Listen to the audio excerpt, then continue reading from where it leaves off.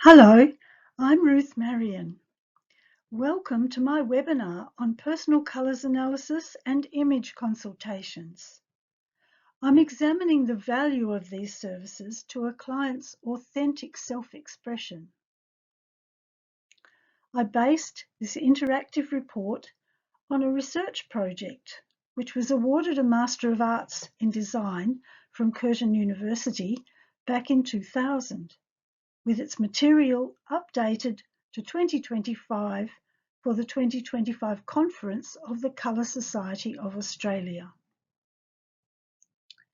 To get the most out of this interactive webinar, I suggest that you allow at least an hour and take it slowly so you can absorb what I'm sharing step by step, as it may be a new approach for you.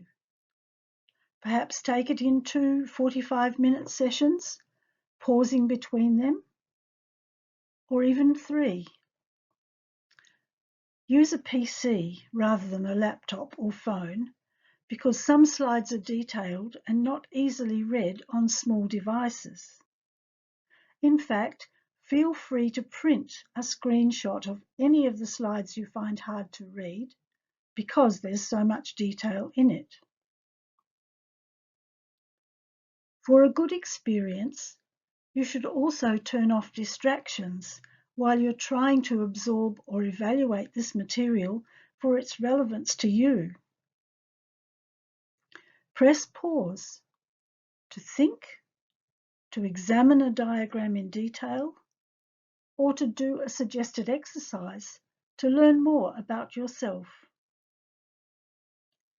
To enable silent absorption, much of the content is written on the slides, as if you're reading a book. I will read it aloud with just a few interjections to clarify a point. You can just listen as I read, or turn off the sound to read it yourself if trying to do both at once is annoying for you. My hope for you as you engage with this webinar is that you gain a clear understanding of the characteristics of colours and how to recognise small differences and similarities that bring unity and harmony to an outfit. A clear understanding of how the colours that we wear send messages to which other people respond subconsciously, and that those messages seem to them to belong to us since we've chosen to wear them. And a clear understanding of a body language without words that influences how we are read by other people, who then decide whether to relate with us or not. And a clear understanding of your own preferences for certain colours that tie in with your colouring and personality, so you can present yourself accurately as who you really are from the inside out. Now to identify the problem this industry claims to solve, a problem many women face. What can I wear today? Nothing seems to go with anything else. I have so many clothes I don't like wearing, and I don't know why. They just sit in the wardrobe taking up space. They cost a lot of money, so I can't just throw them away. I wish I had a way of understanding how to put colours together. Part 1. My big mistake when trying to solve this problem. But first, do the colours we choose to wear actually matter? Some would say it doesn't matter. Why did I study this? A big mistake in choosing my clothing colours taught me some lessons about how humans communicate and how lack of understanding can make or break relationships. This is why the colours we wear do matter.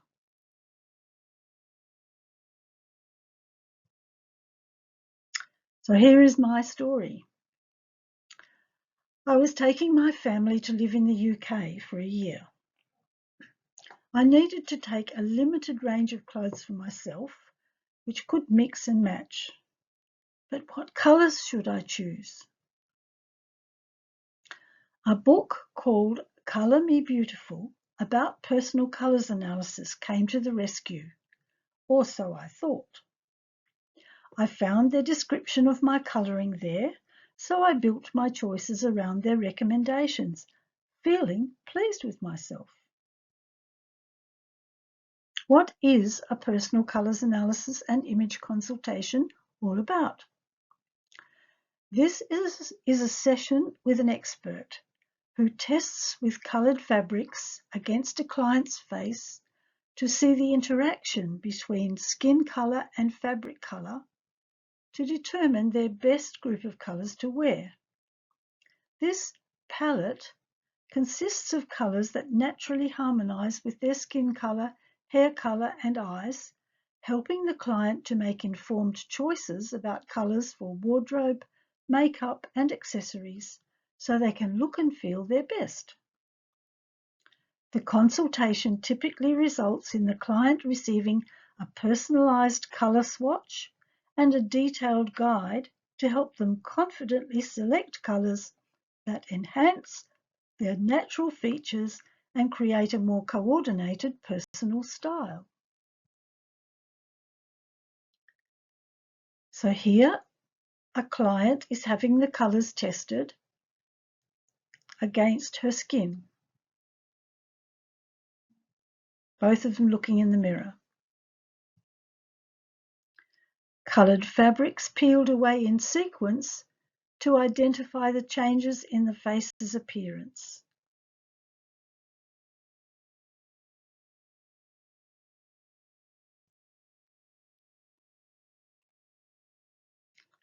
Here, an analyst is making an assessment of facial effects with one whole colour group together at a time. A personal colours analysis consultation could result in an identity transformation, showing others the client's true nature without words. This is the before and after of the same woman.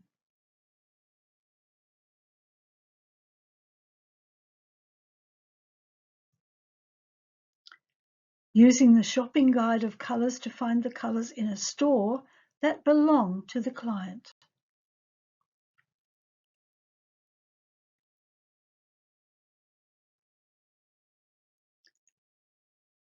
I looked for an overview of online testimonials about this experience. Personal colours analysis testimonials frequently highlight increased confidence, easier shopping, and a better understanding of which colours flatter the individual and belong to them. Many clients report being surprised by their results, which helps them avoid costly mistakes and gives them a focused approach to building their wardrobe. Part 2. Colours Speak. My big lesson, learned from my big mistake, was how colours we choose to wear send messages that affect the way we are perceived by other people. Continuing with my experience in the UK, although I had earlier lived in the UK for 3 years, making friends now was really difficult. People I spoke with would not look me in the eye. They kept looking down. This made me feel uneasy. Did I have something on my chest that took their attention away from my face? Do I have a question mark over my head? Trying to be more friendly backfired, and they stepped back even more. I thought sadly, these Sussex people are so standoffish. Then came a solution. I discovered a different personal colours analysis system from the book that I had followed. From a face-to-face consultation with a friend who was newly trained in this other system, I learned that the colours I should be wearing were at home in my wardrobe halfway around the world. The colours I was wearing clashed with my skin, so people had to make a choice when looking at me. And of course they looked down to the larger area, which was what I was wearing. Sadly, it was my mistake that had made communication with new people so very difficult. So colours and communication are connected. Now I had to ask, could the colours we choose to wear act as a non-verbal message system to influence how other people, seeing us, decide who we are and relate with us according to those messages? What if they are not accurate messages? Here is the same girl, presenting herself as 4 different personalities. Who is she really?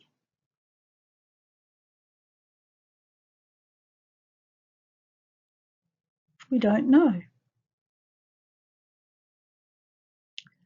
The yellowish red on the right was the red I really needed to communicate my true personality. Can you see the difference?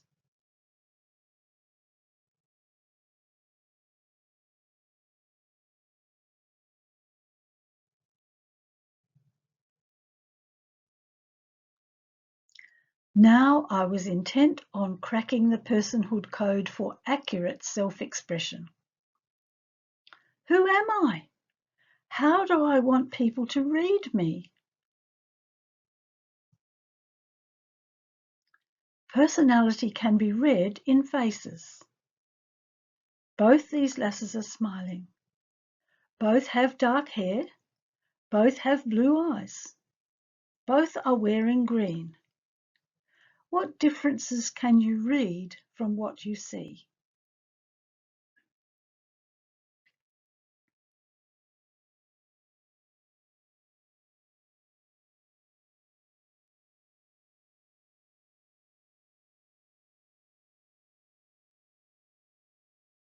Communication face-to-face with eye contact is necessary for a good relationship to form.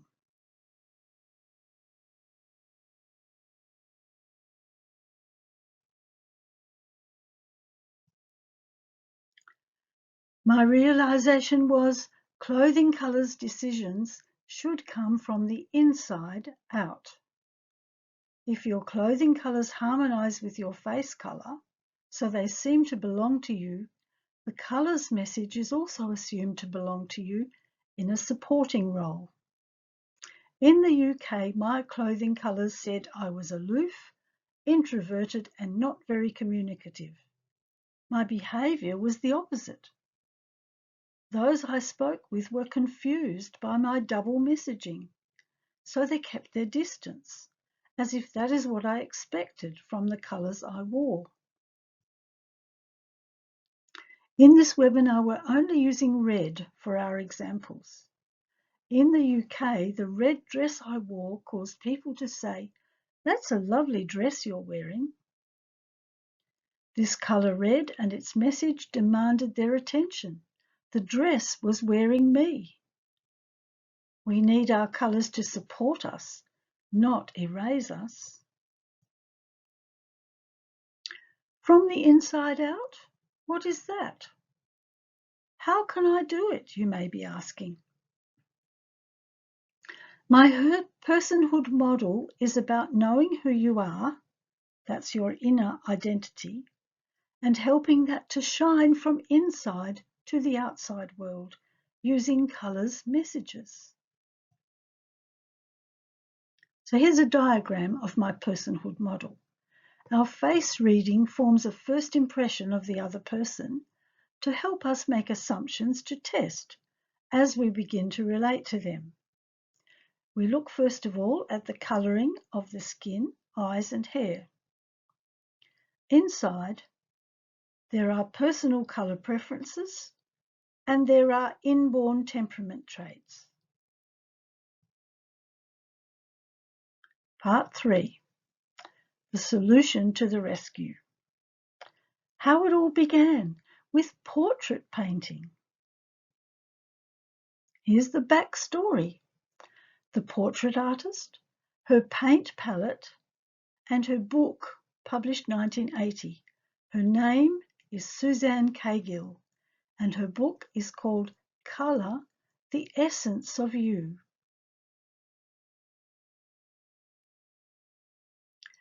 The portrait artist's skill is to capture and reveal the inside identity of the person through the outside image of the person on the canvas.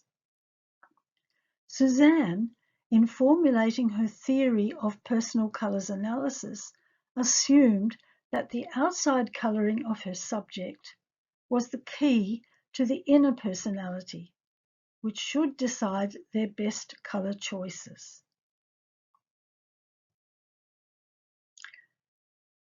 So steps in her theory's development came by inspiration after a back injury, as Suzanne lay for 3 months recovering. She first thought about her recipes for mixing the artist's paints that she used to accurately portray her subject's skin colour for a portrait. Then came her recognition of the undertone leanings in the paint mixture for each subject's skin colour, towards blue or towards yellow in the recipe. And then her recognition of similar undertone leanings in the natural seasons, applied to clothing colours and even personality. Here is a portrait of a pale whitish skin tone, and here are the recipes for the colourings. And here is a different person, different skin colour, with the recipe down the side.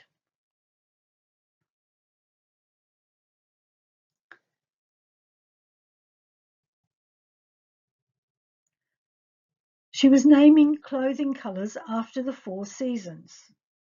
Spring and autumn in the Northern Hemisphere are assumed to be the warm seasons, whereas summer and winter are thought of as the cool seasons. So the spring and autumn are associated with yellow and yellowish red, and summer, blues and greens.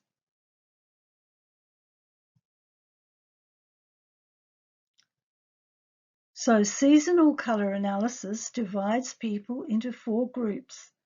This person is seen as a spring, this person is seen as a summer, this person as an autumn, and this person as a winter.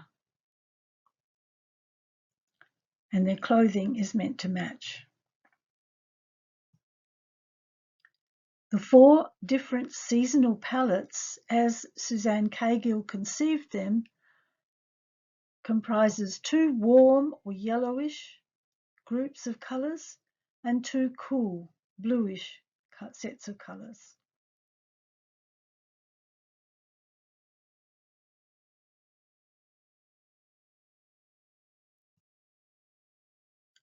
Warm skin colour compared with cool skin colour is a subtle difference that has meaning for us. So neither of these girls are smiling. How are you reading them?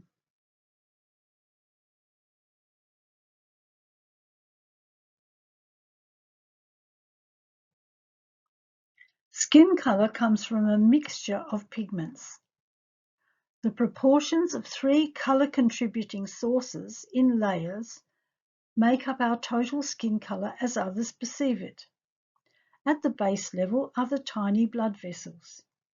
Those carrying oxygen around the body are bright red, and those returning deoxygenated blood to the heart and lungs are blue.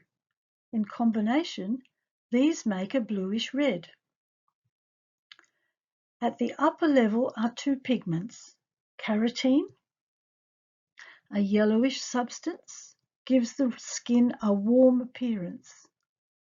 Melanin comes in two types, eumelanin, which is dark brown or black, and phenylanin, which is reddish to yellow. The amount and type of melanin determines the skin color and provides protection from UV radiation. When there is little carotene or melanin, the skin color appears to be bluish. The Mayo Clinic pinpoints melanin in the skin's top layer. When skin has little melanin, it looks bluish.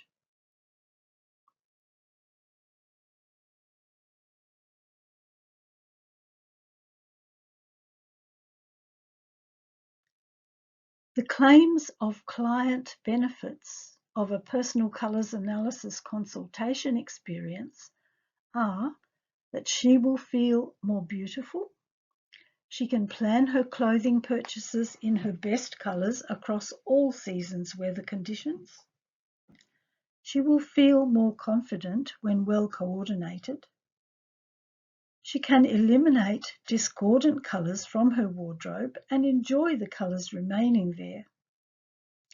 And her clothing belongs with her complexion, supporting but not overpowering it, sharing the same character of hue as her complexion, so her beholders can focus on her face. Over time, since the beginning, changes were made as new consultants made their own mark on it all. The Seasons Association was dropped, and the naming according to the characteristics of each palette.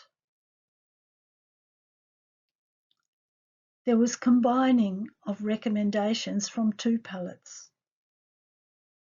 There was colour draping below the face with the whole palette at once, or on cardboard around the face. There was determining the leaning of skin colour mixture, warm, cool or neutral, just from the inner wrist, when we do not relate to a person in that spot.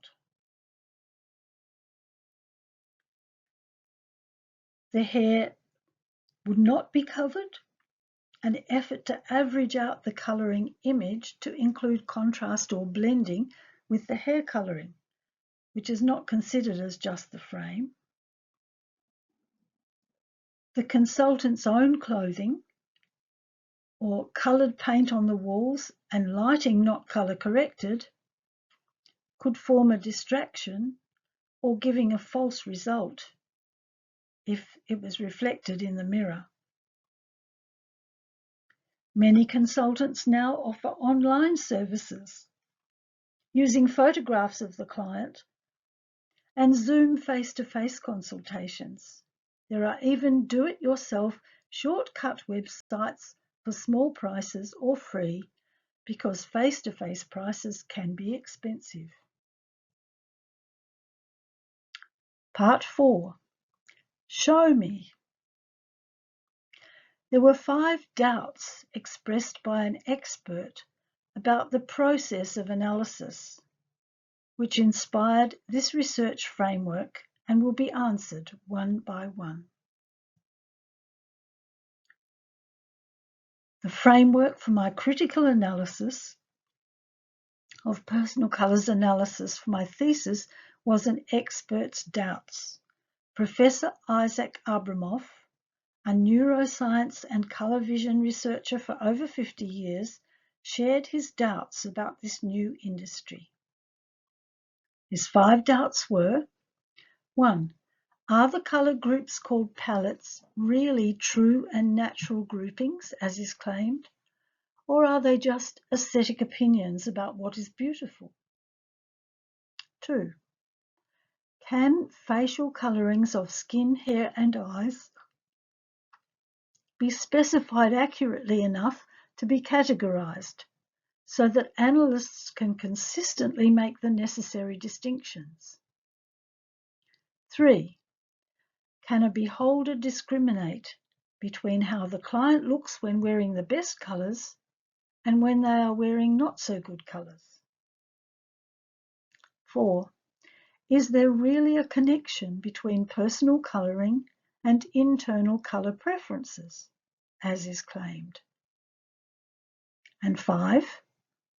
Are these processes scientifically reliable and valid? So dealing with doubt number 1, are the colour palettes of recommended colours natural groupings that everyone can recognise, or are they based on opinions about what is beautiful, just aesthetic considerations? To test the natural colour grouping question, I turned to the recent Colour Literacy Project, and there's the reference there. Their tenet number 6 says, understanding colour requires first-hand exploration. Theoretical knowledge is helpful in explaining colour and colour phenomena, but a deeper understanding of colour requires the direct experience of perceiving, judging, comparing, using, and appreciating colours and colour phenomena.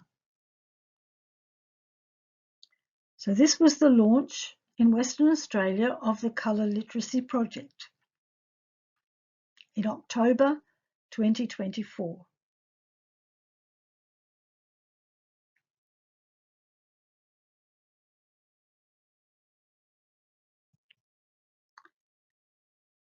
Participants were given a group of coloured tiles, and they had to group them, looking for a way to decide which belongs with another, and they could use any method they chose.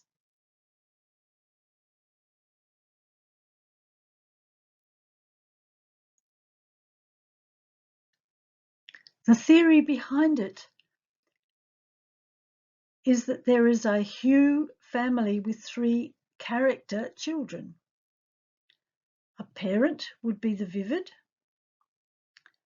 and the children would be the pale version, the muted version, and the dark version. Thinking about colour families is an attractive way of describing them to children. So here we have a green hue family with 3 character children. The parent is vivid, and there is the pale, muted, and dark characters. Here we have 9 hue families completed. The parent, the vivid, gives the hue name, and 3 character family members in each case.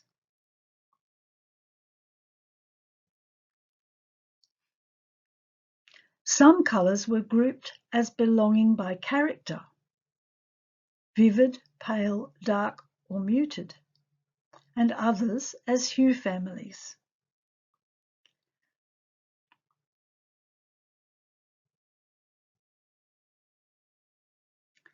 So here we have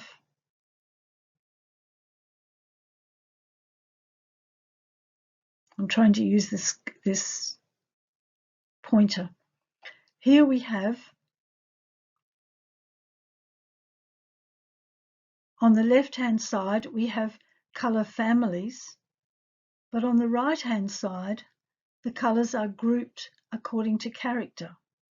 So can you see the vivid one, 4 vivid colours, and the 4 pale colours next to the hand?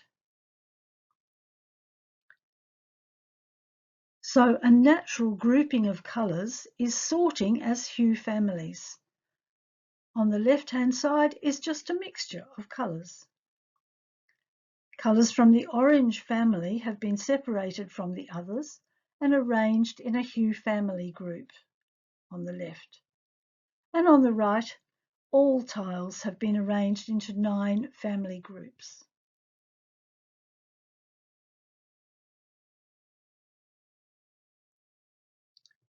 9 colours belonging according to character are clockwise from the right: vivid, dark, muted, and pale.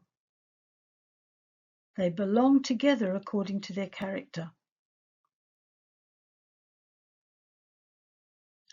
Seasonal colour groupings in colour analysis have an additional division in the hue area. Spring and autumn colours have warm hues based on yellow and yellowish red. Spring colour characters are vivid and pale, but not muted or dark, whereas autumn colours are vivid, muted, or dark, but not pale. Summer and winter colours have cool hues based on blue, green, and bluish reds, white and black. Summer colour characters are vivid, pale, and muted, but not dark.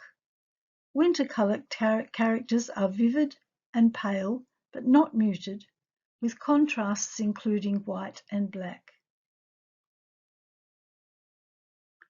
So here, the 4 seasons palettes have been put together using paint colour cards. So number 1 is spring. Number 2 is autumn. Number 3 is summer. Number 4 is winter. Can you see the differences between those 4 reds?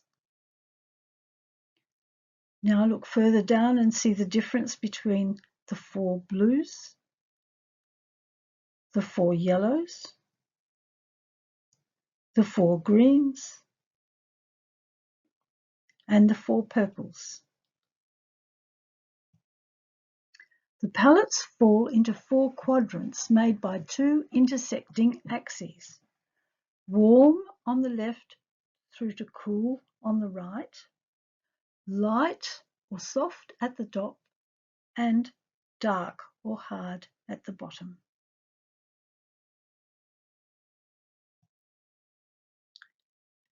Many colorists use technical terms for describing colours in relation to a colour wheel.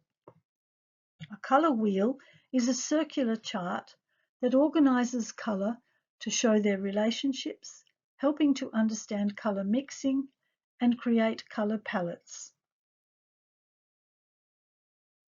Artists, designers, and decorators use the colour wheel to create harmonious or contrasting palettes. Colours can be described in terms of their temperature: warm, cool, or neutral; their chromaticness or intensity: pale, vivid or bright, muted or dark; and nuance or clarity: the vivid or the muted. Vivids are cool, muted is inclining towards grey. So the descriptions for character in each season, warm to cool, light to dark, are these. Spring colours are warm and light. Autumn colours are warm and dark. Over on the cool side, summer colours are cool and light, and winter colours are cool and dark. Colours have meanings assigned to them in their cultural context, widely used for advertising. This is a colour emotions guide. A company decides how it wants to be interpreted or seen by its customers, so it chooses colours for its logo that give rise to those emotions. So look at the companies that have decided that they want to be seen as giving excitement. Kellogg's, Kmart, Coca-Cola, Target, Lego, Canon, Avis, all want to be seen as generating excitement, but they're also strong and bold. Now look at the blue colour, the blue companies. They want you to trust them, to see them as dependable and strong. So the computer companies are there, Dell and HP, and so are the pharmaceutical companies, Pfizer, and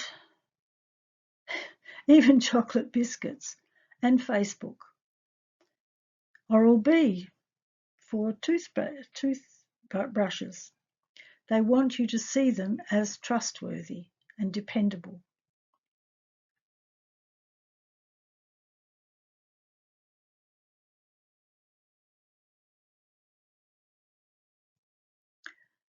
Kobayashi's color image scale now enters the picture. Shigenobu Kobayashi was a renowned Japanese color theorist and psychologist who founded the Nippon Color and Design Research Institute in 1966. He's best known for researching and creating the color image scale,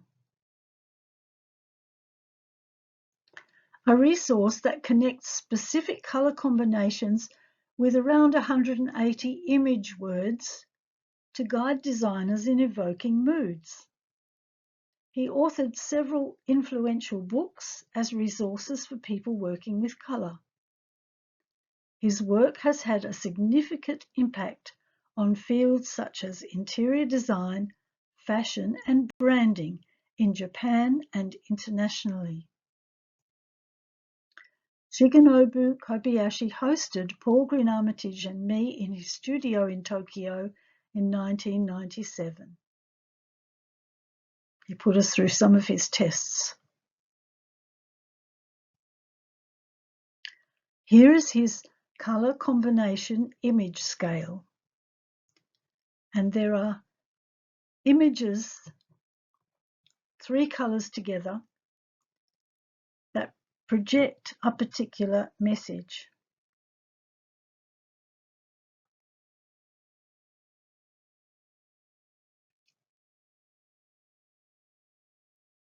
And you can see that the pale colors are seen as soft and they're at the top, and the dark combinations are seen as hard and they're at the bottom.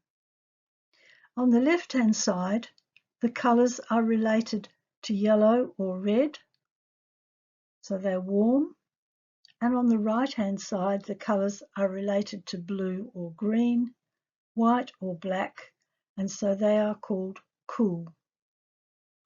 In the middle, the colors have become grayish.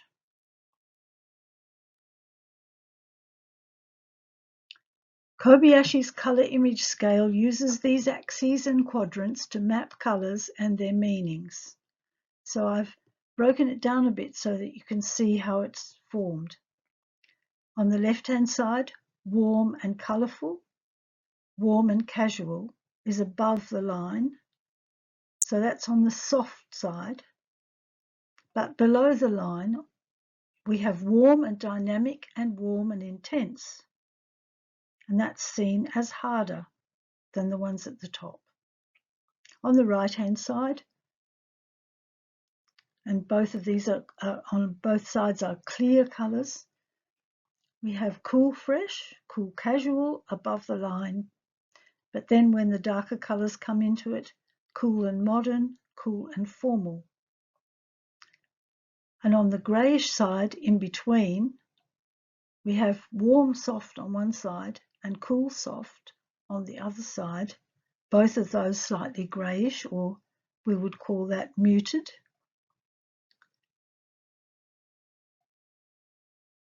And further down, closer to the hard or dark side, there are warm classic, warm dignified, cool chic, and cool dignified. So they're the greyish colours. We would call them muted. So Using the colour image scale, here is my simplified diagram with representative colour combinations in the quadrants. So based on that same diagram, warm and colourful, warm and casual, warm and dynamic, warm and intense. And those are clear. These are also clear on the cool side. Cool, fresh, cool, casual, cool, modern, and cool, formal. And in the middle, we have the colours that are going slightly greyish.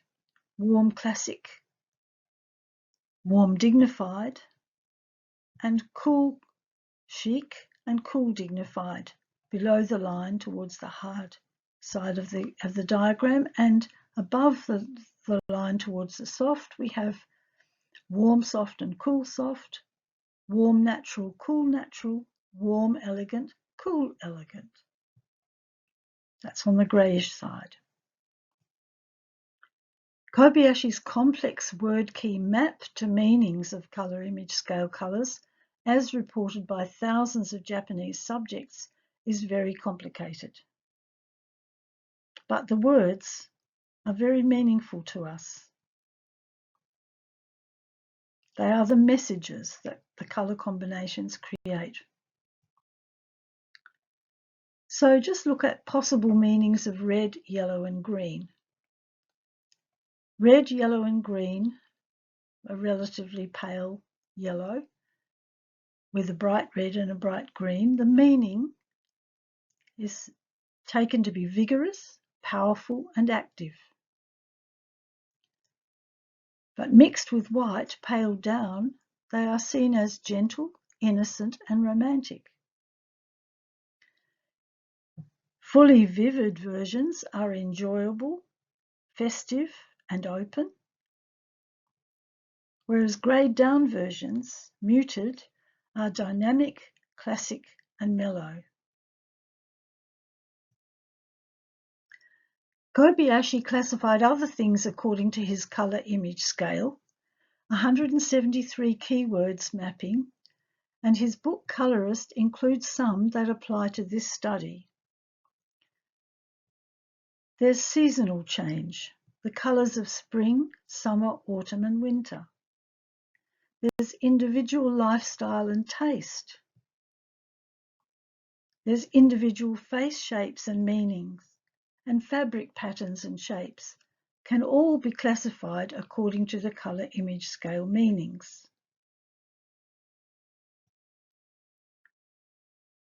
Seasonal foliage changes. Here are just photographs on the colour image scale. So we have warm colours on the left and cool colours on the right. Soft colours, slightly greyish in the middle at the top and more greyish in the middle at the bottom.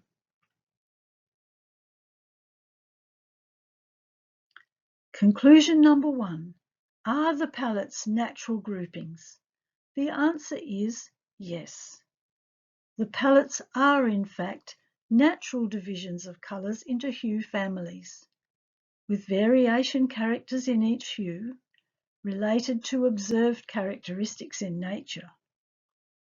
Two colours are related to each other as belonging together when they share one or more variation characteristics. And the 4 palettes have meanings that could be related to the wearer, mapped on the colour image scale by Kobayashi. Here would be a good time to take a break and come back for the next slide. So we'll pause. Hello, back again. The crucial question that is difficult to answer is, what colour is my face? How do I work that out? Professor Abramoff's doubt number 2 was about face colour. Can the different facial complexion colours be categorised accurately? Can facial colouring of skin and hair be specified accurately enough to be categorized so that analysts can consistently make the necessary distinctions. How do consultants categorize subtle skin colors which have low chromaticness? They use some or all of these methods.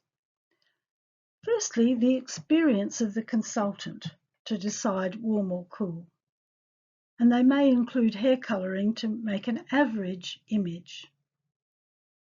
Warm or cool, the decision, sometimes made by placing gold or silver fabric beneath the face to see which is best. If gold is best, the skin is warm. If silver is best, the skin is cool. Some consultants examine the inner wrist looking for undertone towards blue or yellow. An overlay of carotene over the blood vessels in the skin avoids the melanin of a tan and reads greenish as warm. Or a consultant may be using fabrics of known leaning, warm or cool, to see which harmonises best with the complexion of their client, for example, comparing cream with white against the skin. Can skin and hair colours be defined by the character definitions in the colour image scale? There are 4 categories in the colour image scale. Skin colours can be described as warm and cool, light and dark. Hair colours can be described as warm and cool, light and dark. As in the colour image scale, there are gradations in between these as a continuum. So here are some skin colour words related to the colour image scale. So in the top left-hand corner, a light olive or peach. Beneath that, ivory, freckled or ruddy. Below that, yellowish brown and reddish brown or apricot. All of those are warm skin colours.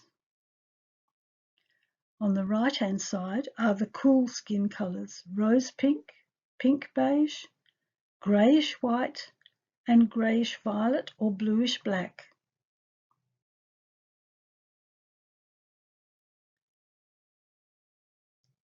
And you have the slightly more muted colours closer to the soft, hard axis.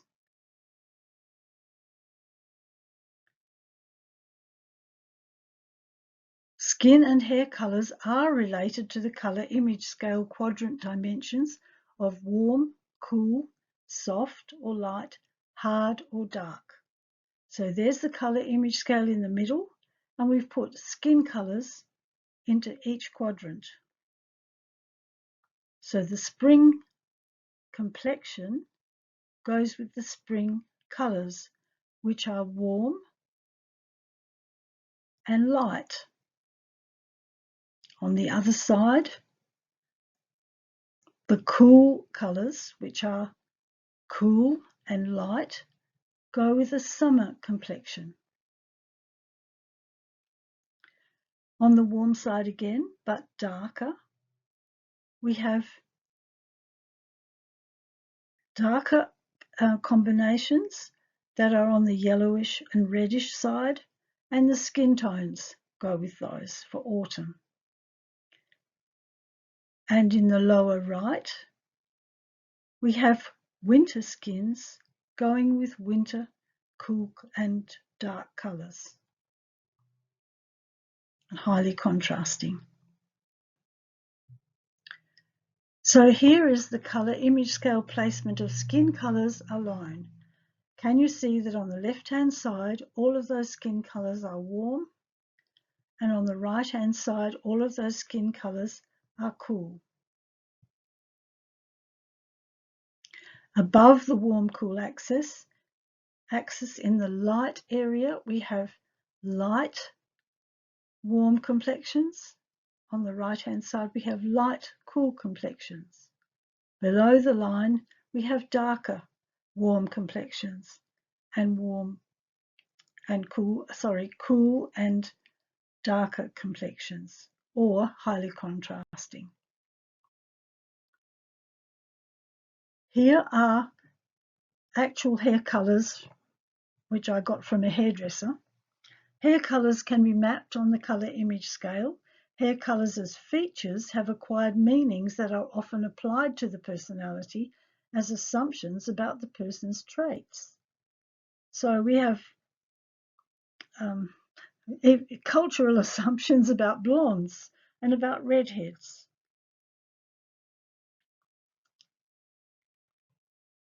So on the left-hand side, we have warm hair colours, and they're going grayer or more muted towards the centre. On the right-hand side, we have the dark colours, the cool colours.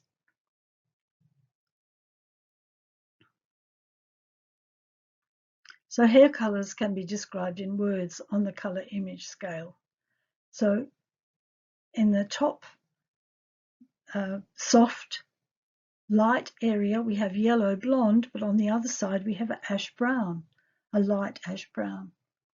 At the bottom, in the hard dark area, we have red to auburn on the warm side and dark to blue black on the cool side, and there are variations in between.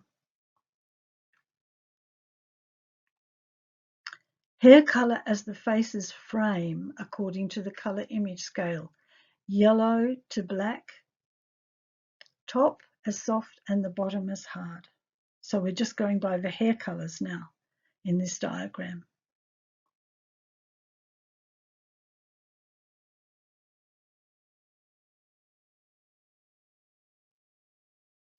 My recommended method for categorising skin colour is neatly measurable using foundations of known leaning.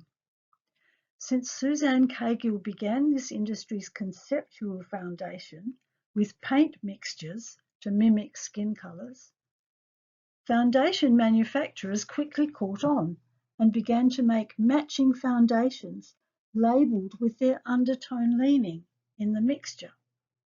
Amway was the first in the USA to do this, placing samples of foundations with opposite leanings, warm and cool, but the same lightness or darkness on the client's jawline, where no blush is located, and waiting a minute or two. These patches can be compared in relation to the complexion. The best colour of foundation will seem to disappear, and this categorises the skin colour as warm, cool or neutral, which is in between. This process also helps the client to choose a foundation colour to purchase for normal wear, and many colour consultants actually carry a range of cosmetics to go with their colour analysis. Foundation testing for skin colour leaning or undertone. Here, the warm one seems to disappear in comparison with the cool one. If the cool one on the left were put all over the face, it would look as though she was looking through a mask. Whereas the one on the right blends right in, almost disappears. So warm, neutral and cool foundation colours on a chart go from light to dark, and at the bottom the temperature, warm, neutral and cool.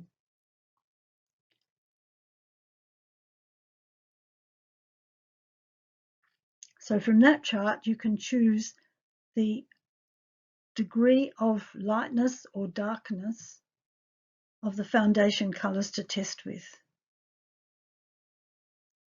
Here's a colour range of foundations for testing. 3 basic colours of the complexion each have a number of steps of light through to dark.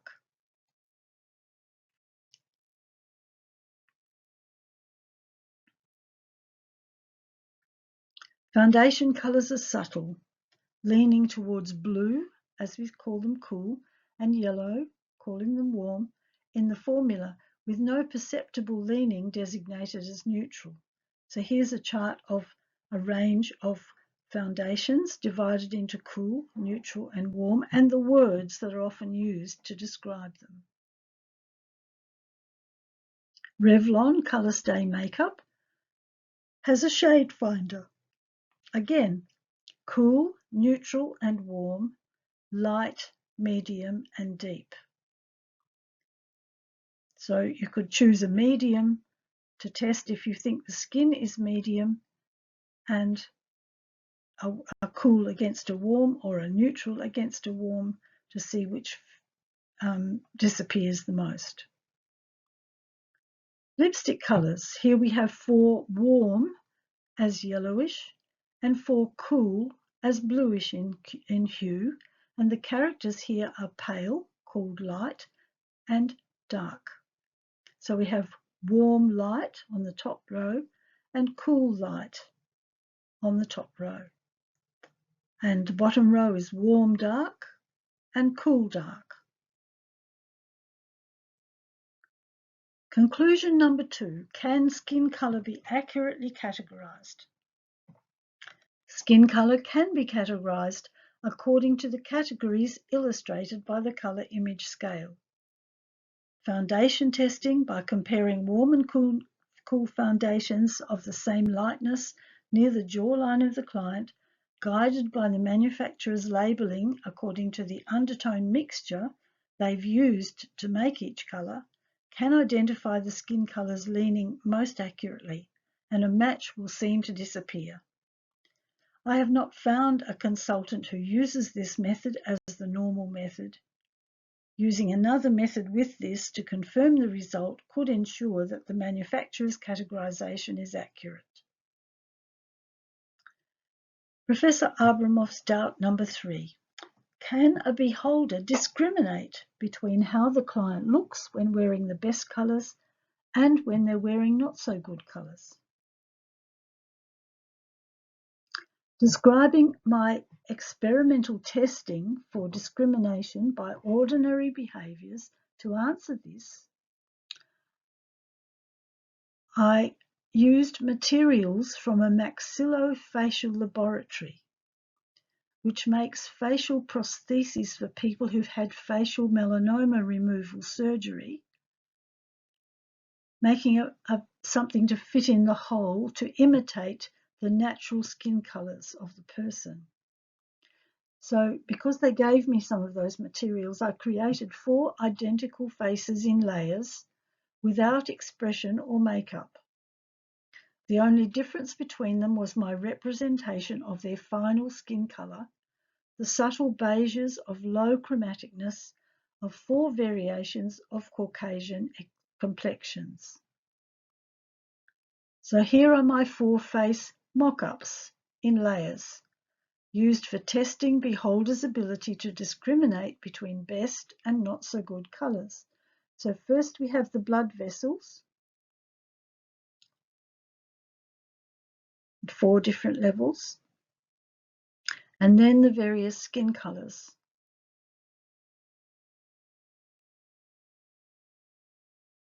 These are layered on top, and then I put the exact same faces on those 4, and you can see they already read as different people.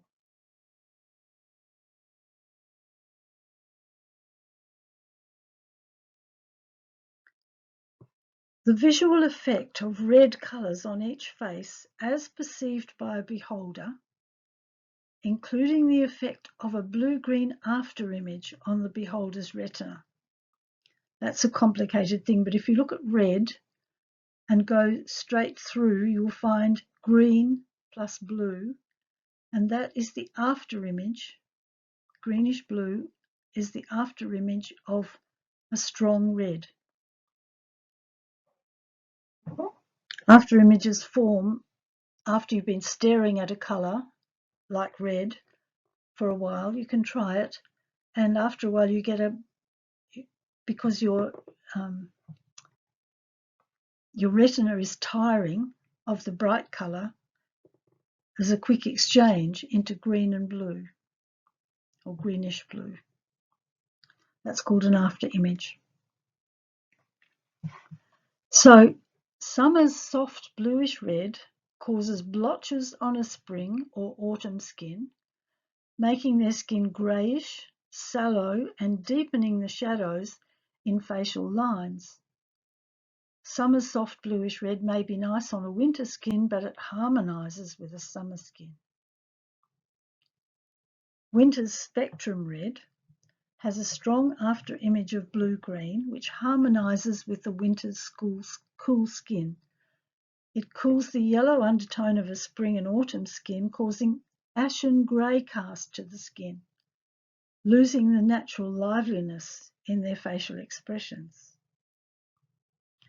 Spring's yellowish red overpowers summer and autumn skins, sallows winter skin through the blue-green after image.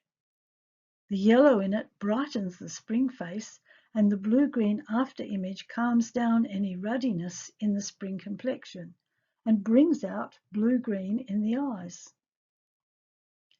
Autumn's orange-red bronzes the skin of an autumn and complements blue eyes, while harmonising with and warming brown eyes. This sallows the other season skins and deepens any facial lines. How the right colours affect how the face is seen. The right colours smooth and clarify the complexion. They minimise lines, shadows and circles. They bring a healthy glow to the face. And the face is in the foreground as the feature, while clothing colours become the supporting background.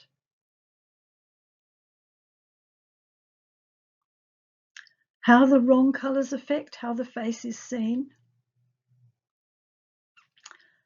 They may make the complexion look pale, sallow, greyish or muddy. They will accentuate expression and age lines in cheeks and brow so you seem older than you are. They may form shadows around the mouth and nose and harden the chin line. They may form dark circles under the eyes.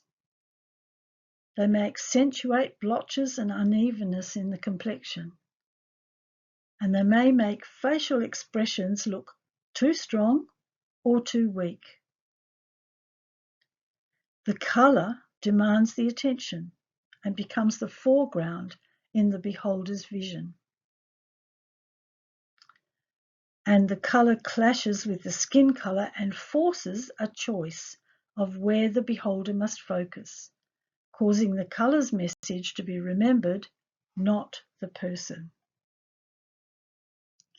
So here we are testing with real beholders of 4 reds against my 4 mock-up skin colours.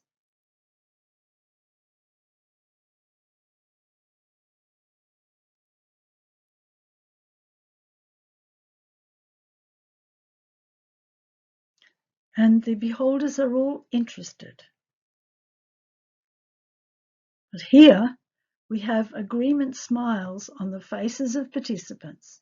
This is the best red for her.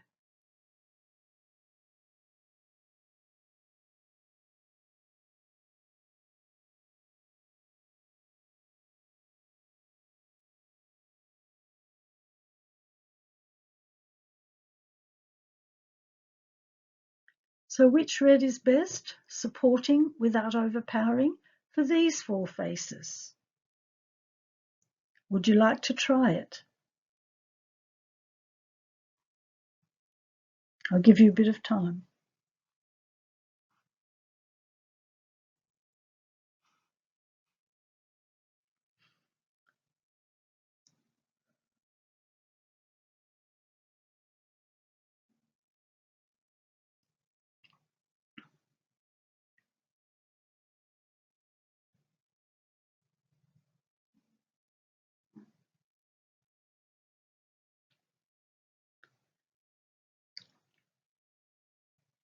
So I'll give you the answers. The top left, the best one is the first one. The bottom left, the best one is the second one. Top right, the best one is the third one. And bottom right, the best one is the last one. Did you get some of them right? Can people, as beholders, discriminate between right colours and wrong colours for a face? My face mock-up discrimination experiments showed that many people can tell the difference between wrong and right colours for a person to wear. Others cannot discriminate without an explanation of what to look for and how to judge that. The client herself must be able to see the difference on her own face under the influence of right and wrong colours for her skin. These terms are not moral, by the way. Everyone in our culture is free to choose the colours they wear. Some colours are just right for the wearer. Conclusion number 3. Many beholders can judge well. Testing with more colours, more beholders of mixed genders, resulted in 60% to 80% correct discrimination. Testing 4 reds against 4 faces, the agreement among respondents on which red goes best with each face was better than 60%. The match of Summer's bluish red with Summer's face was 80%, and there did not seem to be a gender bias for accuracy. Abramov's doubt number 4, the truth of my personhood model, which says your best colour choices come from the inside out. Is there truth in the underlying assumption by Suzanne Cagill and those who followed her that facial colouring determines colour preferences, so that a client's best colours will already be among their preferred colours? Is it fair to assume that colour preferences may be linked to the client's personality? First, considering personality traits as inborn temperament traits from birth. My personhood model theory says our inner person is veiled behind our colouring, but can be identified by a beholder's face reading. The colour image scale meanings can be linked to colour preferences and to personality images. A beholder reads clues to some of the Myers-Briggs type indicator personality traits from the colouring of the individual, combined with the effects of the colours being worn.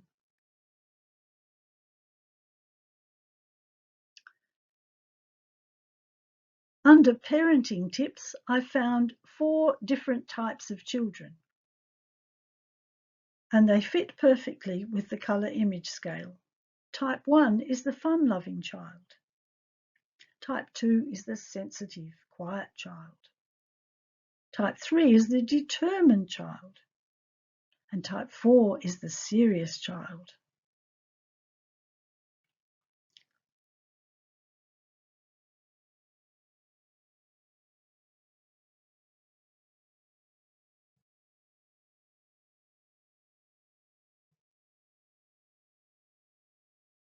So I hope you found that fascinating. Kobayashi introduced personality classification to his colour image scale in his book Colorist.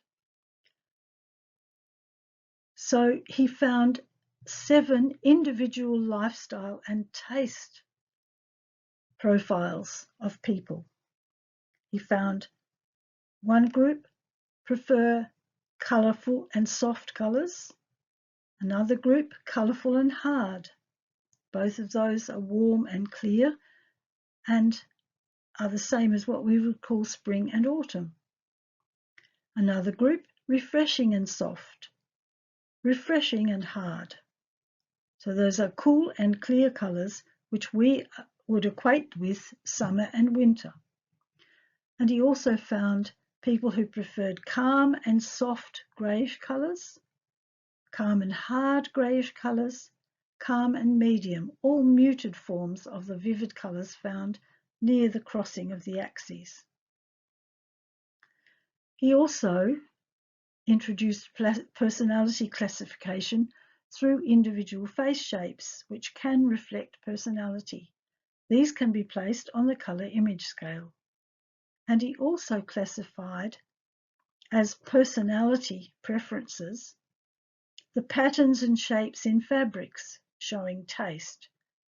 And these can be placed on the colour image scale. So let's look at these one after the other. Individual lifestyle and taste, 7 personal lifestyle images from colour preferences on the colour image scale. So these are colourful and soft. These are refreshing and soft. These preferences are for colourful and hard. And these refreshing and hard. So these are 4 different types of people. And then there's an additional type of people who prefer the greyish colours. So you have calm and soft, calm and medium, and calm and hard. But the clear type matches the colour image scale that we've been working so far, these 4.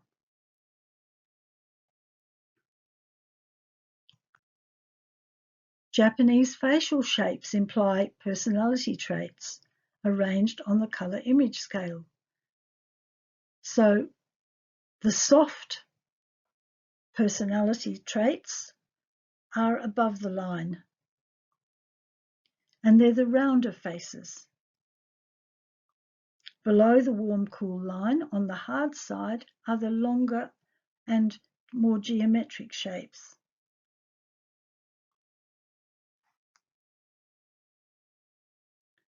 Moving on to Caucasian face shapes placed on the colour image scale with personality type indicators. Above the warm cool line in the light soft area, we have people who are intuitive,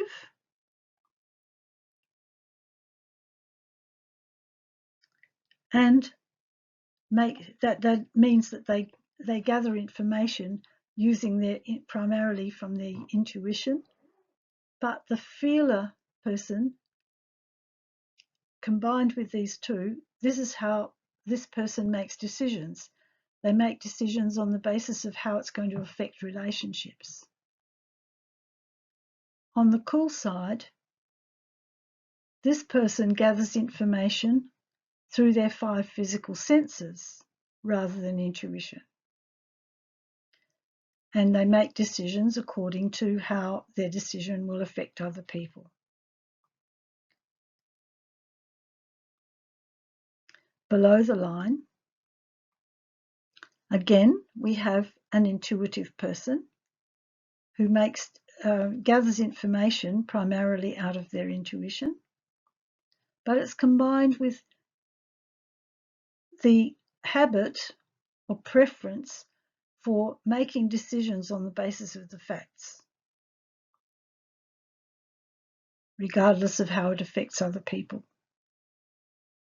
And over on the cool side, we have the person who gathers information based on the 5 physical senses and also makes decisions on the basis of the facts. So we've got combinations of different ways of expressing their personality. We'll go into those types a little more now. But patterns and shapes indicating personal taste placed on the colour image scale, they're more bold or extroverted ones are on the left, and people on this side tend to prefer patterns that are understated or just simply plain colours, or more dramatic style of colours, of patterns.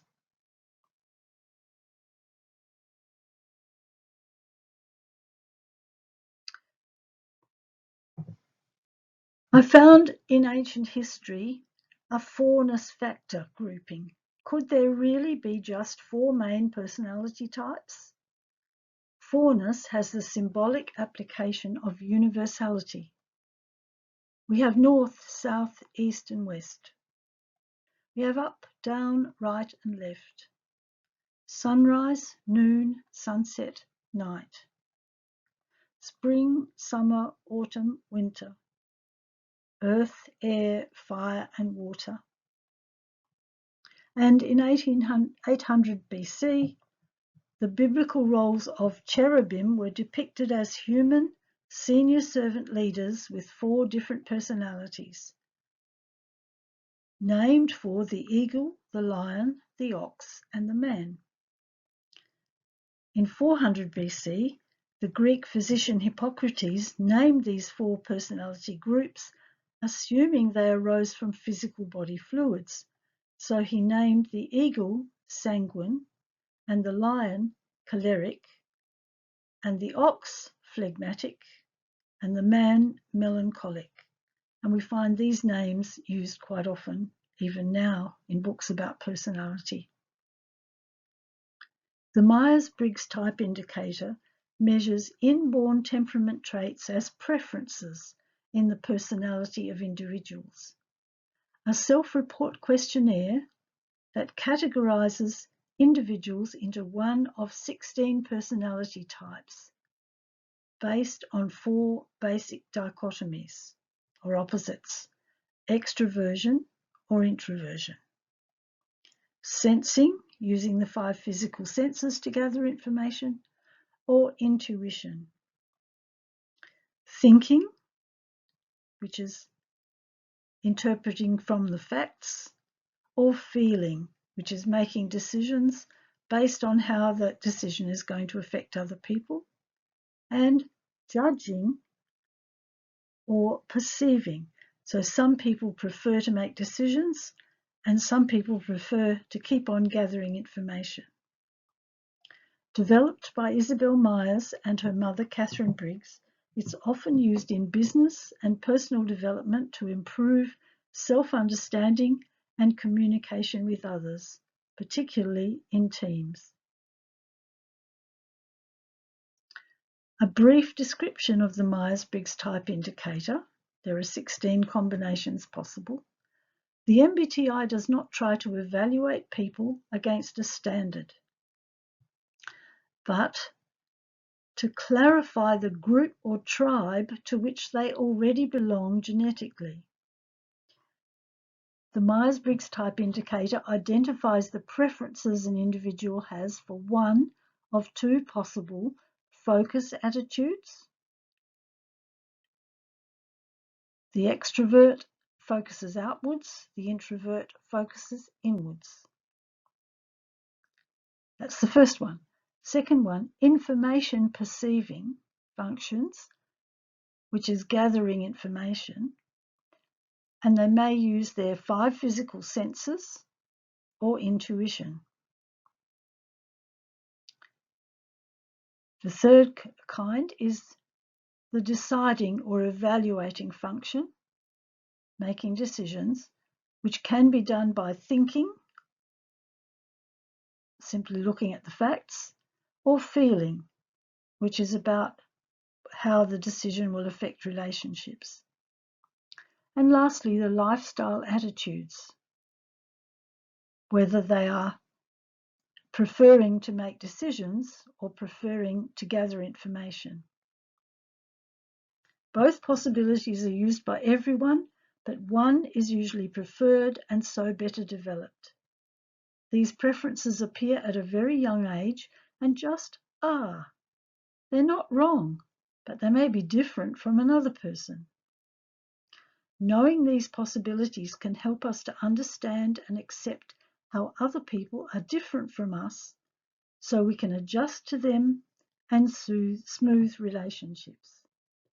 And if you want to know more, you could go to personalityjunkie.com.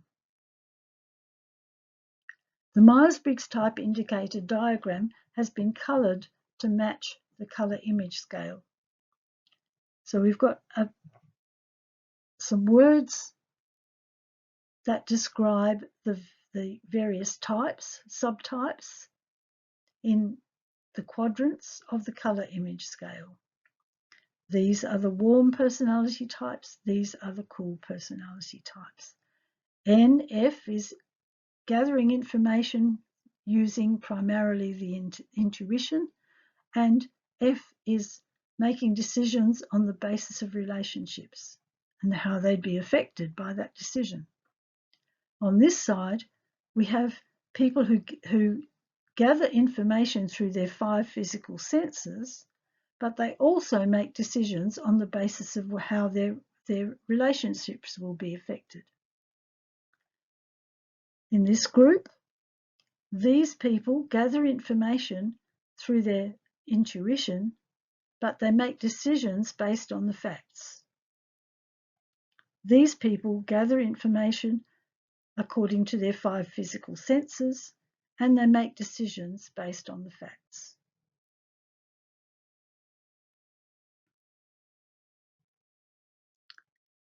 Here we have the colours of the colour image combination image scale again, with its 4 quadrants. Warm and soft, cool and soft, warm and hard, cool and hard. And the words below each of the combinations are image words. Here are the personality groups from the inborn traits without the colours behind them. Again, we have NF in the top left, NT in the bottom left, SF in the top right, ST in the bottom right. Personalities mapped on the colour image scale is valid, do you think? Here's a challenge. Test this out yourself. Step 1. Draw a warm to cool, soft to hard axes diagram on paper, as illustrated on the next slide. And you can label the quadrants A, B, C, and D.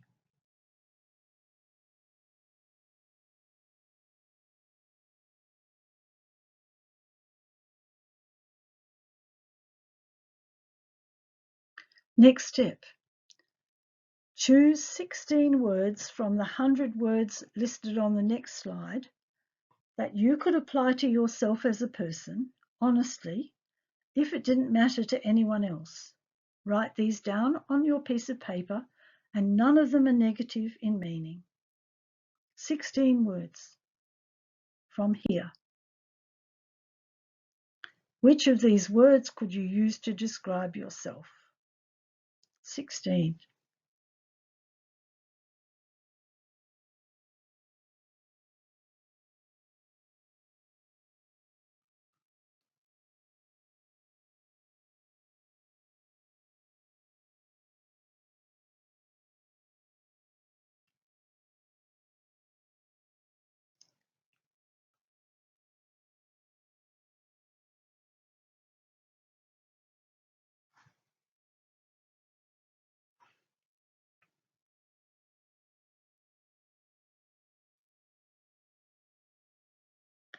I hope I've given you enough time here.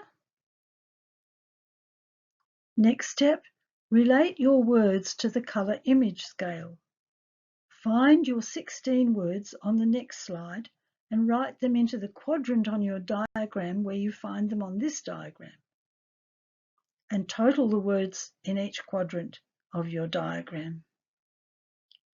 Where are most of the words?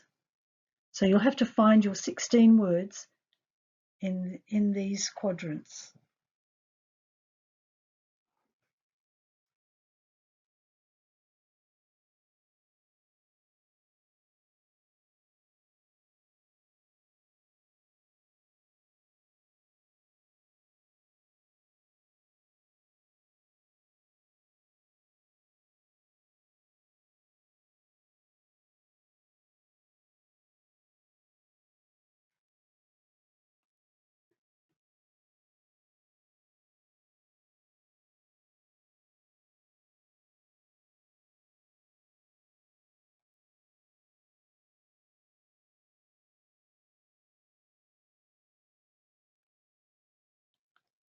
So have you found them all?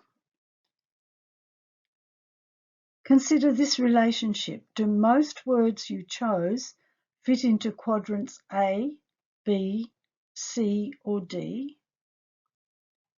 Is there a close second quadrant with nearly as many words?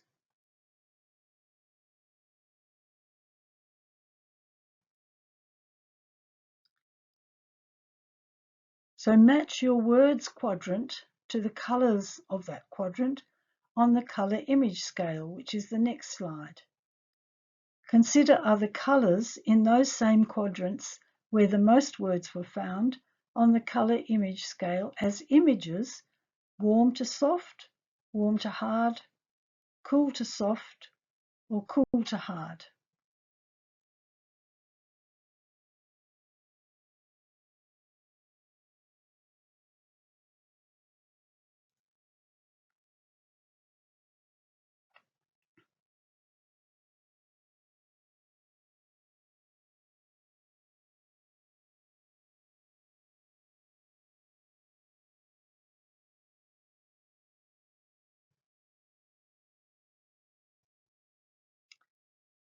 Step 6, look at the simplified diagram of the colour image scale on the next slide.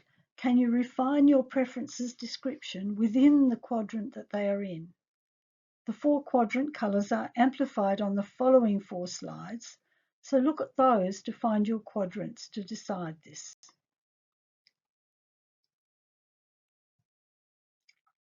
So here's the diagram.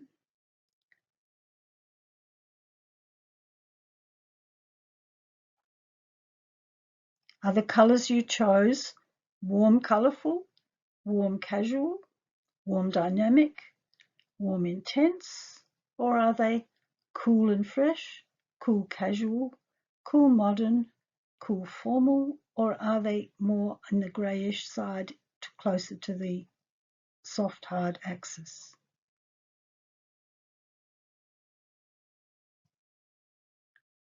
So here are this is the top left hand side. Where are the colours you liked best that your words indicated?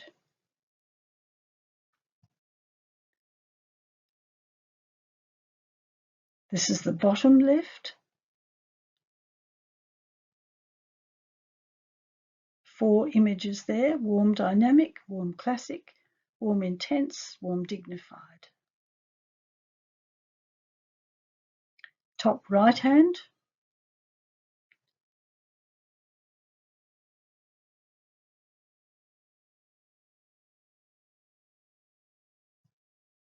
And bottom right hand.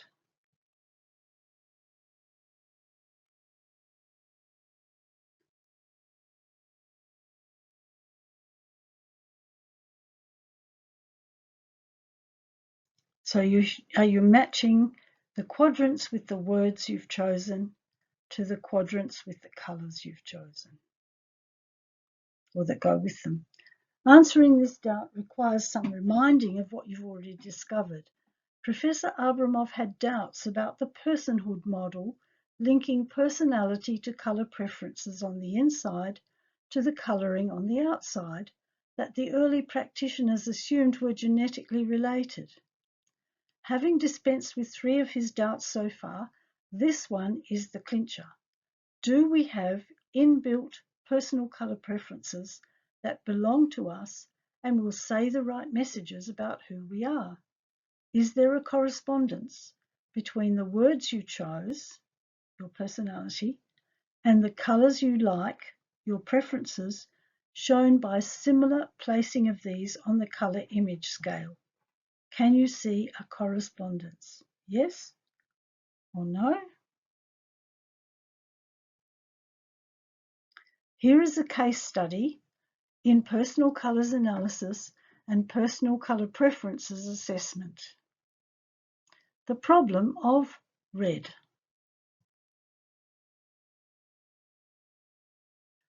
Which red do you think suits me best? My friend asked. I have all of these in my wardrobe and quite like red.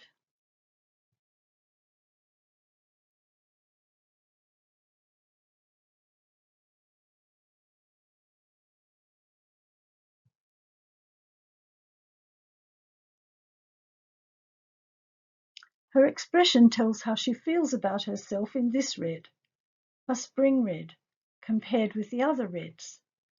She says, "I wear this coral red shirt often to class." She's a lecturer in social science. Warm season colours are much better for her skin and personality than the cool season colours. In this red, to her class, she looks more approachable. The other reds were all cool season reds. She probably chose those for her hair. Huilin's colour self-portrait was made after some exercises in our workshop suggested she's an autumn.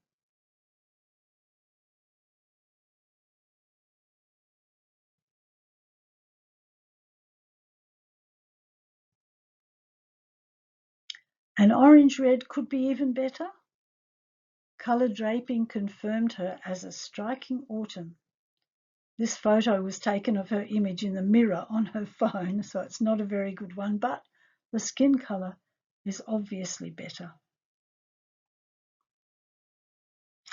And she loved it. These are her reflections after her personal colours analysis. The personal colours analysis was life-changing. I have finally realised what my colours are and how important it is to wear the right colours. During the session, I saw how certain colours changed the way I looked and felt. For example, my heart rate was raising and my body was tense when I had the wrong colour on. But when I had the right colour on and saw myself in the mirror, I felt calm and happy. After the analysis, I went through my clothes against the colour chart that Ruth gave me as a result of the personal colours analysis. I realised that my garments that go well with each other are the ones in colours that are on the chart.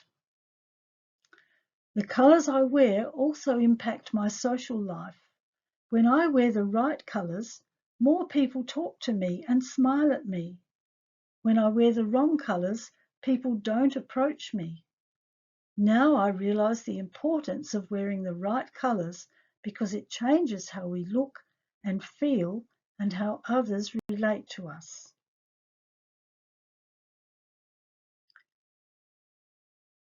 Subjective colour preferences testing for inside-out self-expression. Using a variety of testing tools to identify personal colour preferences is wise, so the results corroborate each other. There are many forces in our culture that blur an individual's awareness of their preferences. Things like other people's opinions, cultural dictates, fashion trends, what's available at any one particular time. So step 1, identify your preferences for hues within a single colour. And step 2, identify colours in combination that you like most and those you dislike most.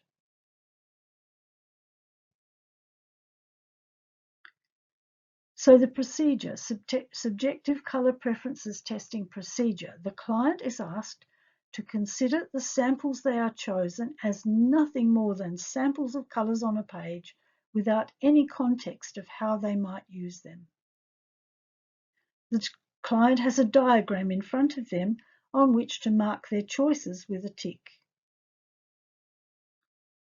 So each one of the A, B, C, D, E and F represent different hues, different colours, and there are 4 versions of each one, 1, 2, 3, 4. And simply putting a tick in the relevant space and then totaling each column. Step 1, the client is asked to choose between the different characters of a single hue, one from each palette, and to mark their preference on their diagram. If they're drawn to 2 and find it hard to decide, they can mark their second choice with a small circle. Step 2, after all the samples have been shown, the ticks are added. The totals give some indication of the leaning of the person towards one or two of the quadrants. One may be related to the hair colour, so that one is secondary. So which of these 4 red samples do you prefer? This is letter A, reds 1, 2, 3 and 4.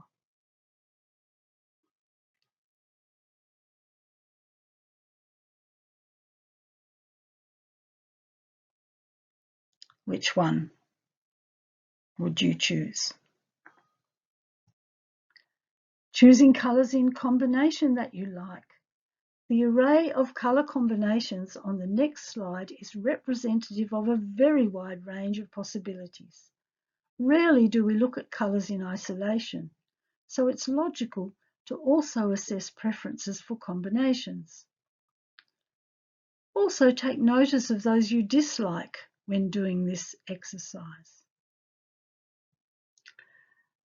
Right, now that you've done that, I want you to notice a couple of things about this particular slide. If you take it a line down the middle, you'll see it breaks up into warm on the left and cool on the right. Then if you draw a line across from the left to the right, 4 combinations down, you'll see that that makes the 4 quadrants of the colour image scale. Now, where did your preferences sit in those 4 quadrants? And is there any relationship between what you've chosen now and what you've chosen before in terms of the colour image scale? Now, discovery of subjective colour preferences is part of your identity. Having discovered your preferences for certain colours that all go together as a group and rejected others, you've unveiled an important part of your identity. You've been introduced to the tools that accomplish this unveiling as you made choices between alternatives related to the colour image scale. Now we will investigate further the process of how a beholder interprets the person he's looking at, using face reading to discover the person's inner characteristics, their personality. Face reading and the personhood model. What the beholder sees is skin colour and eyes, with hair colour as the frame. The communication taken from what is seen is subconscious. Eye contact is important for a relationship to form. If the person looks away, it is read as lack of openness, unwillingness to begin relationship. So reading the face by the beholder for expressions and attitudes that come from the inner person is the key to relationships. Personality and colour preferences, both inbuilt from genetic inheritance, possibly remoulded by life's experiences, lie behind the facial expressions and colouring for the beholder to make judgments about how to move forward with relationship or move away. So face reading forms a first impression of the other person to help us begin to relate to them. My personhood model is held together by the colour image scale. On the outside is the colouring of skin, eyes and hair, but inside are personal colour preferences and inborn temperament traits. As you've looked at these ladies before, now try some face reading. They have similar colouring. Do they have a different temperament? How do you read them?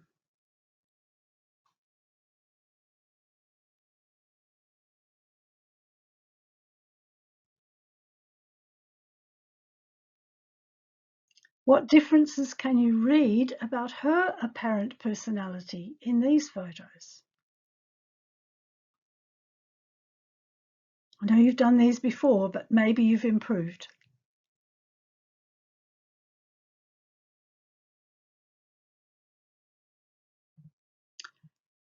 The season's colours belong to each quadrant according to their character, with two hue variants, warm versus cool. So warm and light are spring colours, warm and dark are autumn colours, cool and light are summer colours, cool and dark are winter colours. This is going over the old ground again to make it clear. Classifying skin colour according to the warm and cool of the colour image scale, with hair colour as secondary, warm colours on the left and the cool skin colours on the right. The personality dimension of my personhood model. The 16 types of colouring in the personhood model, the 4 skin colour types times 4 hair colours, fits the colour image scale quadrants. Now it's clear that it also fits with the Myers-Briggs 16 personality types model. The charts on the next slide show thumbnail sketches of the genetically determined personality characteristics together with the colouring combination. As our hair goes grey to white, its personality traits' contribution to the individual's personhood fades too. The temptation is to wear grey or pastel colours to match the obvious hair colour, which changes the apparent skin colour. There are 16 combinations of face colour and secondary hair colour in the quadrants of the colour image scale, with thumbnail sketches of MBTI personality traits for each subgroup added to show relationships. You will need to use, to read them, you will need to use some way of enlarging it, perhaps with a, or perhaps printing it out on your, taking a screenshot and printing it out. That's one way of doing it. So, because it's too small for you to read now. But please notice that this is my personality type and my colouring, except I've got blue eyes. And this is what I thought I was, or what I was projecting when I was in the UK. There's a big difference in skin colour, and this person is much more introverted than this one.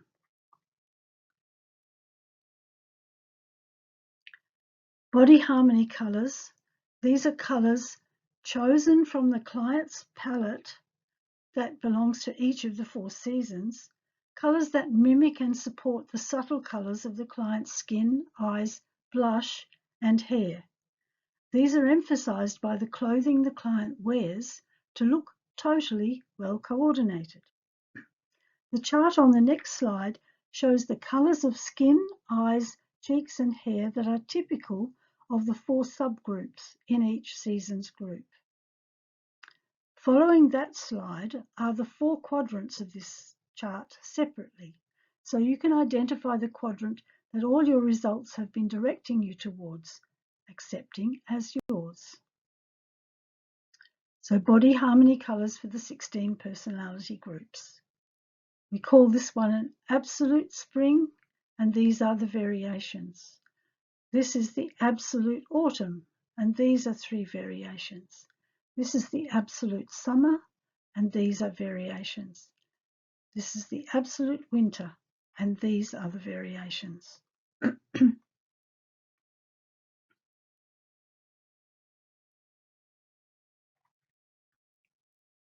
So here are the 4 quadrants separately. I'll go fairly slowly. Spring,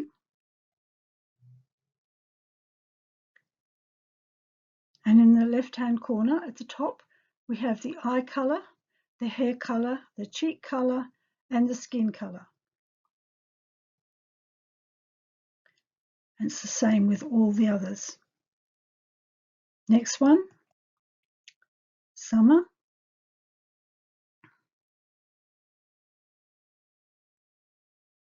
This is the top right-hand corner quadrant. This is the bottom left-hand corner or quadrant.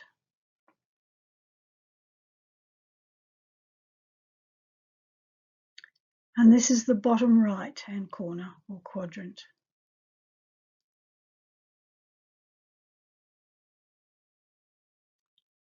There are ways to use our palette colours for unity and harmony in the whole image that the beholder sees. We can use these body harmony colours, the eye colour, cheek colour, skin colour as a neutral, and hair colour, once identified from our overall palette, as a kind of signature. We can use particular colours from the palette to highlight our eyes, which enables the beholders to focus there for good communication. A good analyst would identify wow colours that bring a whole picture together in unity and harmony, with best neutrals of skin and hair colour and other colours as focus points below the face to support but not overwhelm its subtlety. Doubt number 4 has been answered. There is a strong correlation between personality traits and colour preferences. Preferences are related genetically to the colouring of an individual. All of these develop over time from infancy.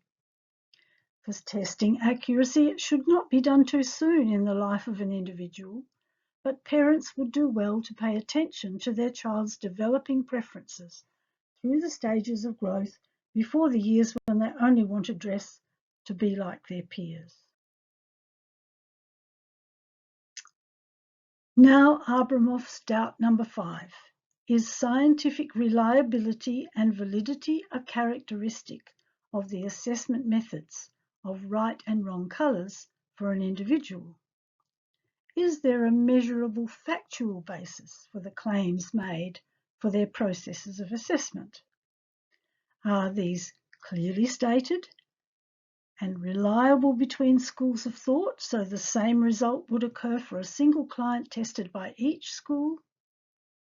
And are the results valid, so that beholders can discriminate between a right and a wrong colour for a friend and will agree that right colours improve their appearance over wrong colours? So, measurable factual basis for claims about methods of assessment, are they clearly stated? No.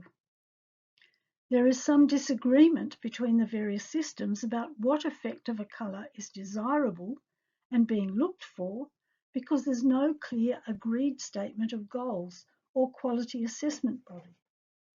The only stated and agreed factual basis of the procedures is the clear and observable improvement in the client's image. That definition leaves a lot out. Determining a person's best colours by analysing their unique skin tone, eye colour and hair colour. By identifying the colours that naturally harmonise with an individual's features, the analysis provides a personalised colour palette to bring out their natural beauty. Does the way the client's skin tone is assessed using drapes and foundations have validity in practice? Yes, a valid result will be attained if both these methods are used to cross-check each other. How is skin tone defined? Warm, cool, neutral, defined by assessing undertone. What does undertone mean? A leaning towards yellow or blue of skin pigment mixture. This term is much misunderstood or misused. How can a client decide which foundation makeup to buy? Look for a colour that has the same undertone leaning as the skin and the same lightness or darkness. Try it on the jawline in natural light with a mirror. 3. The validity of current methods of skin tone colour assessment. This is much better.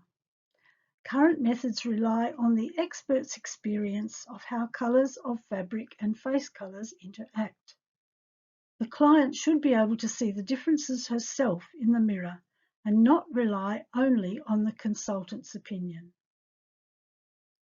An objective comparison, one that the client can see, is available by using foundation products, whose pigment undertone direction is advertised on the product, and looking for a match where the product becomes indistinguishable, or very nearly so, from the skin in a short time. Both these methods give good results and are valid. Using both together increases validity because accuracy is enhanced. 4. Is any single system reliable? Will two consultants using the same system come to the same result? To answer this question, I tested 2 Always in Style consultants as their client. Result? No, not reliable. They use a 12 palette model and aim for an image with the same degree of contrast that is in the overall colouring. They each gave me different results and different colour swatches to guide me. Result? Confusion. They did not test me for colour preferences or consider my personality. It was a coat hanger for their style professional services. Neither gave me any reasons to believe that their model has a solid foundation. The 16 palette system shown in this webinar has a solid foundation in genetic personhood relationships, addressing colour choices from the inside out. The system I tested using 2 consultants divides each of the 4 segments or quadrants into 3, which makes 12, not 16. And males are also included.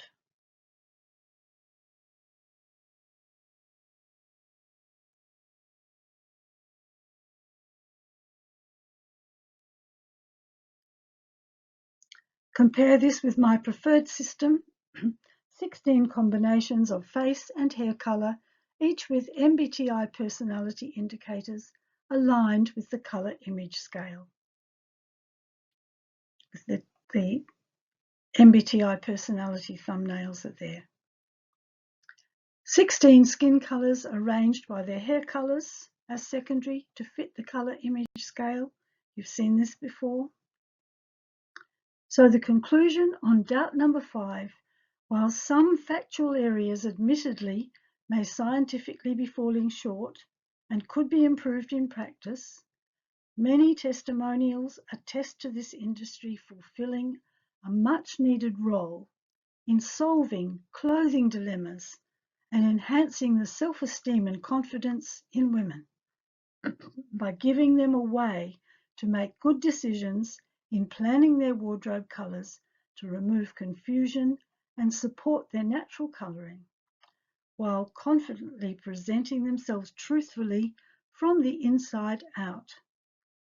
The process can be enriched by including some assessment of personal colour preferences and personality traits, as we have done here. Proof of the pudding, online testimonials.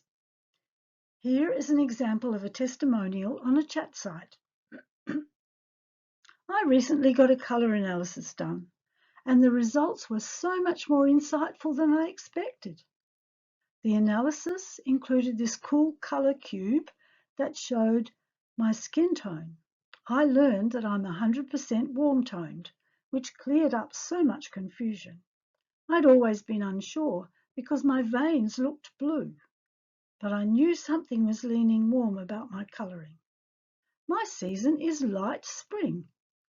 I went in thinking I might be a summer, but turns out I'm actually a light spring. The most surprising part, the colours I naturally gravitate towards, like my favourite colour yellow, actually suits me best. The value to the client of their colours analysis has been examined and found to be extremely valuable. When we know our personal palette of colours from which to choose our clothes, we can go into detailed exploration of deeper issues. Our colouring is part of our identity, who we are, so eliminating confusion from what we wear by learning from a good analysis session is very important for relationships.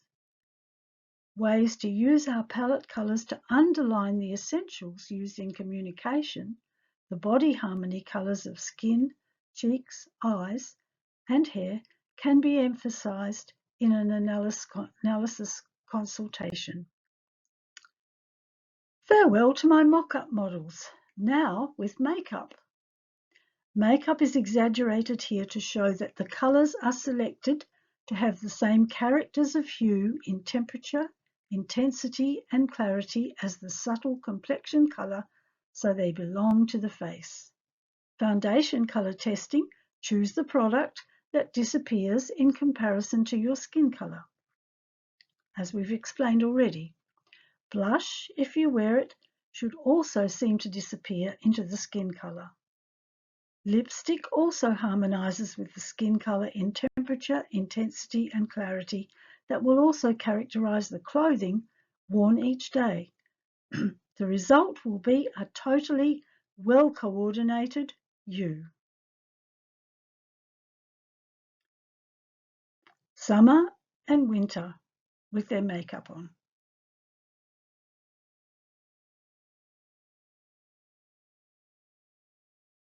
Spring and autumn with their makeup on.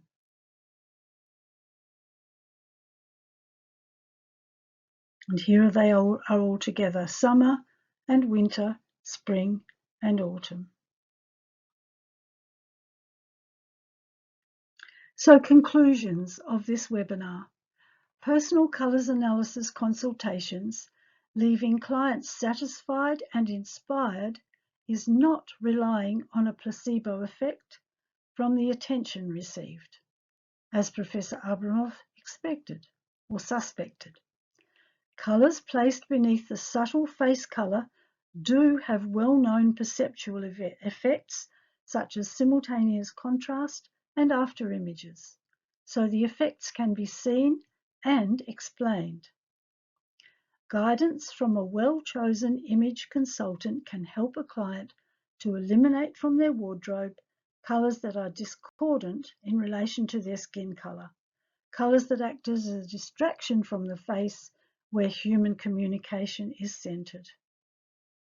The problem we saw at the beginning is solved.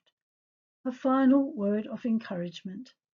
Always dressing in the colours that support our inherited colouring, giving the wordless messages we want people to know about us, using the colour image scale keywords as the messages, goes a long way to forming good relationships with the people that we want to relate with positively, enabling us to face the world with confidence, even winning over those we need to influence, because they can trust what they see. Don't waste any more time to learn your best colours. You deserve this knowledge. You have one life to live well. When you know your colours, even just from what you found out in this webinar, don't throw away the colours that are misrepresenting you. Unless you can donate them, just wear them at home when it doesn't affect your relationships. Choose inexpensive garments in your best colours as an experiment. If there are no compliments on what you are wearing, that is a bonus. Others are not noticing what you're wearing, they are noticing you. Your optional next step, after taking in this webinar's foundational teaching, is a do-it-yourself wardrobe planning kit, which is available by emailing a request to ruth.marrion@gmail.com, and I'll send you the information. This contains a workbook for wardrobe planning with response record sheets for exercises to identify your personal colour preferences and personality traits in more depth, and a colour portrait. Instructions for identifying the direction of leaning or undertone of your own complexion colour. colour sheets for you to use to test the effect of each season's colours against your complexion with instructions, and how to combine your colours when you've identified them to enable people to read your appearance accurately. This is guaranteed to make relationships easier to form and maintain, as your image tells the truth on the outside about who you are on the inside. I gratefully acknowledge the help and encouragement I have received, in addition to the authors mentioned, from my ever-willing, problem-solving husband Tony, my ever-encouraging master's degree supervisor and friend Paul Green-Armytage, the staff and students at Curtin University Department of Design, and the members of the Colour Society of Australia Western Australian Division for allowing me to test my developing ideas on them at meetings. Thank you all from my heart.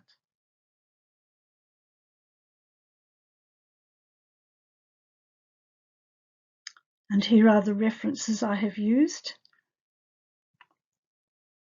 and referred to. And thank you for watching and listening.